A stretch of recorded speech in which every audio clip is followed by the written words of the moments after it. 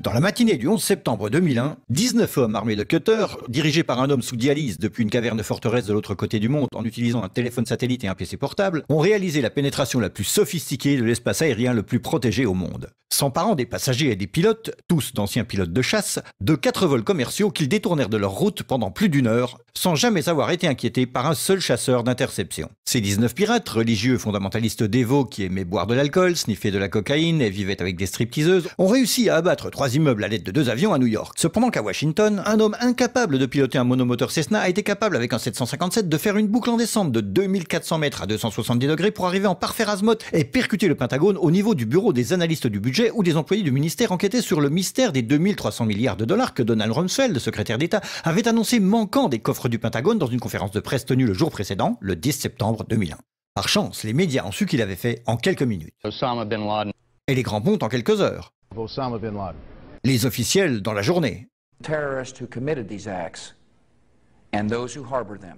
Et les preuves sont littéralement tombées dans la poche du FBI. That a hijacker's passport was found blocks from the World Trade Center crash site, if you can believe that. Mais pour une raison ou une autre, des conspirationnistes fous ont demandé une enquête sur la plus grosse attaque perpétrée sur le sol américain de toute l'histoire. Cette enquête a été retardée, sous-financée, sabotée, en conflit d'intérêts et menée secrètement du début à la fin. Elle était basée sur des témoignages obtenus sous la torture et dont on a détruit les enregistrements. Elle n'a pas mentionné l'existence du Building 7, Double Danger, Pletch, Sybil Edmonds, Ben Laden et la CIA, et les manœuvres militaires simulant des avions détournés et jetés sur des immeubles menés au moment précis où c'était en train de se produire. Elle a été trompée par le Pentagone, la CIA, l'administration Bush. Et à propos de Bush et Cheney, eh bien, personne ne sait ce qu'ils ont dit car leur témoignage était secret, pas enregistré, pas sous serment et à huis clos. Ce n'était pas important de chercher qui a financé les attaques, car cette question a peu de signification pratique. Cependant, la commission d'enquête du 11 septembre a brillamment répondu à toutes les questions du public, excepté la plupart de celles posées par les familles des victimes, et a pu pointer les fautes des personnes responsables, bien qu'aucune n'ait perdu son boulot, déterminant que ces attaques étaient dues à... failure of imagination. Parce que... Nobody in our government, at least, and I don't think the prior government that could envision flying airplanes into buildings. Excepté le Pentagone, la FIMA, le NORAD et le NRO.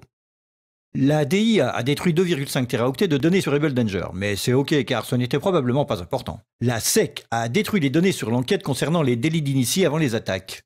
Mais c'est ok car la destruction des données relatives à la plus grosse enquête de toute l'histoire de la SEC fait partie de ses routines d'archivage. Le NIST a classé secret son modèle mathématique utilisé pour l'effondrement du building numéro 7. Mais c'est ok car le révéler aurait compromis la sécurité publique. Le FBI a argué que tout ce qui concerne leur enquête sur le 11 septembre doit être tenu secret. Mais c'est normal car le FBI n'a probablement rien à cacher. Cet homme n'a jamais existé, et rien qu'il ait dit ne mérite votre attention. Si vous dites le contraire, vous êtes un conspirationniste paranoïde qui mérite d'être mis au banc de l'humanité.